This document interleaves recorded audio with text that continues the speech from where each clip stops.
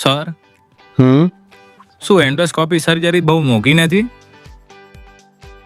આ સવાલ મને ઘણા બધા દર્દીઓ પૂછતા હોય છે, પણ ખરેખર તમારે ખાલી ખર્ચાની જ નહીં પણ સર્જરીના ફાયદા વિશે પણ જાણવું ખૂબ જ જરૂરી છે.